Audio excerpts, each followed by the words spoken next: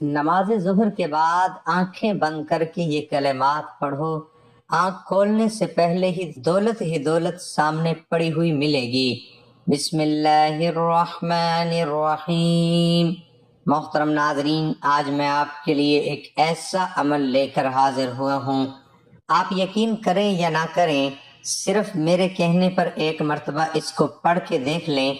यकीन कीजिए, अल्लाह रब्बुल इज़्ज़त आपके रिज्क में, आपकी दौलत में इतना इजाफा कर देंगे कि आपसे दौलत संभाली नहीं जाएगी। इतनी ज्यादा आपको दौलत मिल जाएगी कि संभालना आपके लिए मुश्किल हो जाएगा। अल्लाह पाक आपके रिज्क में बहुत ज्यादा कुशादगी अता फरमा देंगे। जिन लोगों को अल्लाह तबारक व तआला ने बहुत ज्यादा दौलत से नवाजा है, बहुत ज्यादा माल से नवाजा है, जो कि बड़े बड़े बंगलों के मालिक हैं, जिनके पास गाड़ियां हैं, फैक्ट्रियां हैं, उनको किसने अता किया है? उनको अल्लाह तबारक व तआला ने ही दिया है। तो अल्लाह पाक आपको भी अता कर सकता है अगर आपका यकीन कामिल है। अगर आप अल्लाह पाक पर यकीन कामिल रख के मुकम्मल भरोसा रखें, अल्लाह पाक से मांगेंगे तो वो जरूर आपको अता करेगा। तो ये अमल अगर आप कर लेते हैं तो अल्लाह पाक आपकी किस्मत को बदल देंगे। तो ये जो हम आपको वज़ाइफ बताते हैं, ये जो हम आपको आमाल बताते हैं, ये हम आपको अपनी तरफ से नहीं बताते, बल्कि बुजुर्गान दीन के बताए हुए आमाल हैं और कुरान और हदीस से साबित हैं। और इन आमाल को करने से अल्लाह पाक किस्मत को बदलते हैं, हालात बेहतर करते हैं और मुश्किलात जो हैं वो आसान होती हैं। तो जो बड़े बड़े उलमाए कराम, जो बड़े बड़े लोग जिन्होंने कामयाबियां हासिल की हैं, उन्होंने इन्हीं आमाल को पढ़कर अल्लाह पाक से मांगा और उनकी मुश्किलात हल हुई। तो वही आमाल हम आपके साथ शेयर करते हैं और ये बहुत ज्यादा लोगों के लिए कीमती है, क्योंकि अल्लाह पाक ने कुरान मजीद में हर मर्ज का इलाज रखा है और ये आमाल कुरान मजीद से ही उठाए जाते हैं और इनका पढ़ना अल्लाह तबारक व तआला की पूरी गैबी मदद लेके आता है। हर इंसान की मदद अल्लाह तबारक व तआला ही करता है। हर चीज की मदद करने वाली जात अल्लाह तबारक व तआला की जात है। सबको रिस्क भी अल्लाह पाक ही देता है, उसको मालदार भी अल्लाह पाक ही करता है। तो अगर आप अल्लाह पाक पर भरोसा रखकर इस अमल को करेंगे, अल्लाह पाक आपकी मदद फरमाएगा और आपके हालात बेहतर होंगे। नाज़रीन इकराम, अगर तो आप वज़ाइफ कर करके अब थक चुके हैं, अगर तो आपने हर मुमकिन कोशिश भी कर ली है, मगर इसके बावजूद भी आपके रिज़्क की जो भी तंगियां हैं, परेशानियां हैं, खत्म नहीं हो रही, आप बेहद मायूस हो चुके हैं, तो अब आप मायूसी को छोड़ दें, क्योंकि मायूसी कुफ्र है। इंसान की फितरत ऐसी है कि उसे जिंदगी में सब कुछ अपने मुताबिक चाहिए, सब उसकी मर्जी और मंशा के मुताबिक नहीं होता है, तो वो ना उम्मीद और मायूस हो जाता है। साथ ही उसे एहसास सताता है कि अब इसे मजीद नहीं जीना। इंसान बुनियादी तौर पर जल्दबाज वाक़ हुआ है। इसे अगर कुछ हासिल करना हो तो वो उसके लिए तंगो दो करता है, दुआएं मांगता है, मेहनत करता है, मगर जब उसकी मंशा के मुताबिक उसको फल नहीं मिलता तो वो थक जाता है और इसी थकन में वो मायूसी के अंधेरे में अपना वजूद, अपनी उम्मीद और अपना यकीन खो बैठता है। उसे जिंदगी बेरंग लगना शुरू हो जाती है। दूसरे अल्फाज में उसकी जिंदगी में दिलचस्पी खत्म हो जाती है। मगर याद रखिए कि कुछ भी हमेशा के लिए नहीं होता। वक्त की एक खूबसूरती है कि ये कभी भी एक जैसा नहीं रहता। मुश्किल हो तो आसानी भी मिल ही जाती है। हालात चाहे जितने भी कठिन क्यों ना हो, मुश्किलात के बादल जितने भी काले क्यों ना हो, इंसान आसानी की सुबह का सूरज जरूर तलूब होता है। न दुख सदा रहता है और न सुख। ऐसे ही नाकामी और कामयाबी भी हमेशा के लिए नहीं है। इसलिए सब कुछ अहम बात यह है कि इंसान को कभी मायूस नहीं होना चाहिए, बल्कि मुश्किलात के आने पर मायूसी के अंधेरों में भी उम्मीद और यकीन का चिराग जलाते रहना चाहिए। क्योंकि अगर इंसान मायूसी के अंधेरे में उम्मीद का चिराग जलाता है तो उसकी रोशनी इंसान के वजूद को मुनव्वर कर देती है। इस रोशनी से इंसान बातनी और जाहिरी तरीके से मजीद मजबूत हो जाता है। वो समझ जाता है ये नाकामी और मुश्किल वक्त सब आर्जी है। वो इस हकीकत से आशना होता है कि ये जवाल, ये मुश्किलात, ये सब इंसान की हिम्मत को जांचने के लिए कुदरत ने पैमाने बनाए हुए हैं। क्योंकि ये भी हकीकत है कि इंसान अपनी फतह اور کامیابی سے اتنا مضبوط نہیں ہوتا جتنا وہ اپنی زوال اور ناکامی سے مضبوط ہوتا ہے۔ اس لیے ہمیں کسی بھی حالات میں مایوس نہیں ہونا چاہیے اور اپنے رب سے امید رکھنی چاہیے، بے شک وہ ہر چیز پر قادر ہے، انشاءاللہ وہ آپ کی تمام پریشانیاں حل کر دے گا۔ تو یہ جو عمل ہے اس کو کرنے سے پہلے ایک بات اپنے ذہن میں لازمی یاد رکھیں، اللہ تبارک و تعالیٰ کی راہ میں جتنا زیادہ ہو سکے جو حسب توفیق ہے وہ صدقہ ضرور کیا کریں، کیونکہ صدقہ جو ہے اللہ کی راہ میں جو بندہ خرچ کرتا ہے وہ مال کو بڑھاتا ہے، یعنی اللہ پاک اس بندے کے مال میں اضافہ کرتے ہیں جو کہ اللہ کی راہ میں خرچ کرتا ہے۔ تو ناظرین، اسلام ایک مکمل ضابطہ حیات ہے، لہٰذا یہاں معاشرے کے تمام طبقات کی بہتری کا خیال رکھا گیا ہے۔ زکوٰۃ و صدقہ ایسے ہی احکامات ہیں جو معاشرے کی فلاح کا سبب بنتے ہیں۔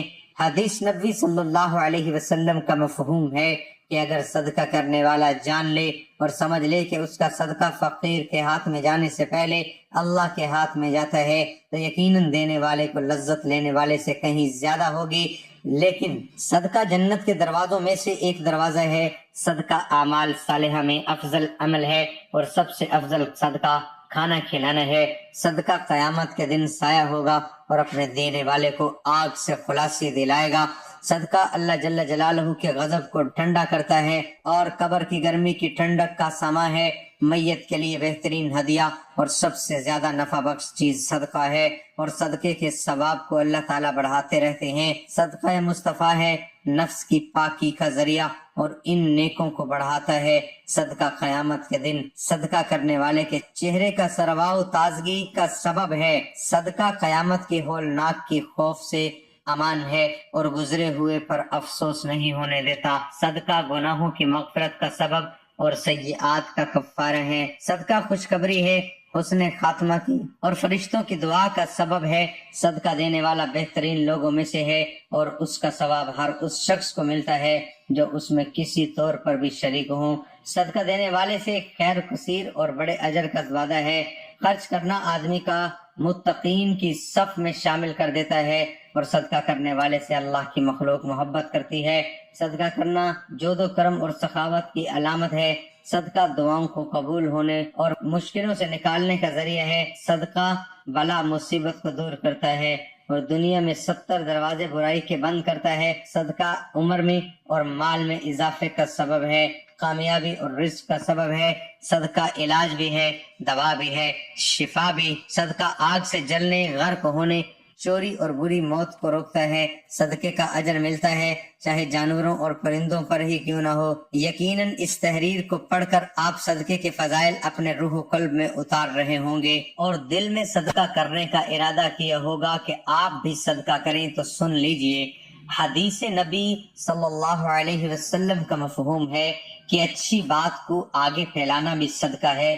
سو دین اسلام کی اس رہنما کو آگے بڑھائے اور صدقے کے سلسلے کو جاری کریں۔ تو ناظرین، وقت کی نزاکت کو مد نظر رکھتے ہوئے اب ہم وظیفے کی طرف چلتے ہیں۔ آپ نے سب سے پہلے درود پاک پڑھنا ہے۔ آپ نے 3 مرتبہ کوئی سا بھی درود پاک پڑھ لینا ہے، لیکن درود ابراہیمی کی زیادہ فضیلت ہے، اس لیے ہمیشہ درود ابراہیمی ہی پڑھا کریں۔ 1 مرتبہ میرے ساتھ بھی پڑھ لیں تاکہ ثواب ہو۔ اللہم صلی علی محمد وعلی آل محمد کما صلیت علی ابراہیم وعلی آل ابراہیم انک حمید مجید۔ اللہم بارک علی محمد وعلی آل محمد کما بارکت علی ابراہیم وعلی آل ابراہیم انک حمید مجید۔ پھر جیسے ہی آپ درود ابراہیمی پڑھ لیں، اگر آپ کے پاس تسبیح موجود ہے تو تسبیح لے لیں، اگر اس وقت تسبیح نہیں ہے تو آپ سیدھے ہاتھ کی انگلیوں پر بھی یہ وظیفہ کر سکتے ہیں۔ پھر تسبیح یا انگلی کے پہلے حصے یعنی پہلے دانے پر آپ نے 3 مرتبہ یا اللہ یا رحمان آپ نے 3 مرتبہ صرف پڑھنا ہے، اور اس کے بعد آپ نے مکمل سورۃ کوثر پڑھ لینی ہے۔ انا اعطیناک الکوثر فصل لربک وانحر ان شانئک هو الابتر۔ پھر 1 مرتبہ آپ نے سورۃ اخلاص، قل هو اللہ احد اللہ الصمد لم یلد ولم یولد ولم یکن له کفوا احد مکمل پڑھنی ہے۔ پھر 1 مرتبہ سورۃ الم نشرح پڑھنی ہے۔ ایک بار میں بھی پڑھ دیتا ہوں. الم نشرح لك صدرك ووضعنا عنك وزرك الذي انقض ظهرك ورفعنا لك ذكرك فإن مع العسر يسرا إن مع العسر يسرا فإذا فرغت فانصب وَإِلَىٰ رَبِّكَ فَارْغَب. یہ آپ کا عمل ایک دانے کا مکمل ہوا ہے. اسی طرح دوسرے دانے پر بھی یا اللہ یا رحمانو یا اللہ یا رحمانو یا اللہ یا رحمانو. اس کے بعد آپ نے سورۃ کوثر پڑھنی ہے، پھر سورۃ اخلاص، پھر سورۃ الم نشرح پڑھنی ہے. دوسرا دانہ آگے کر دینا ہے. اسی طرح آپ 33 بار یہ تسبیح پڑھ لیں. 33 بار آپ نے یہ تسبیح پڑھنی ہے. آپ نے اسی ترتیب کے ساتھ پڑھنی ہے. پہلے یا اللہ یا رحمانو 3 مرتبہ سورۃ کوثر، 1 مرتبہ سورۃ اخلاص، 1 مرتبہ سورۃ الم نشرح، ایک دانہ آگے کر دینا ہے. اسی طرح 33 مرتبہ آپ نے یہ تسبیح مکمل کر لینی ہے. اس کے بعد آپ نے 33 مرتبہ استغفر اللہ استغفر اللہ استغفر اللہ صرف اتنا پڑھ لیں تو وہ بھی بہتر ہے. اگر نہیں تو استغفر اللہ کی جو مکمل تسبیح ہے استغفر اللہ ربی من کل ذنب واتوب الیہ، اور آخر میں آپ نے دوبارہ 3 مرتبہ درود ابراہیمی پڑھ لینا ہے. آپ کسی بھی قسم کے وظیفے کے لیے ہمیشہ درود ابراہیمی ہی پڑھا کریں. ہو سکے تو ہاتھ کی انگلیوں کی پوروں پر بھی یہ وظیفہ کیا کریں.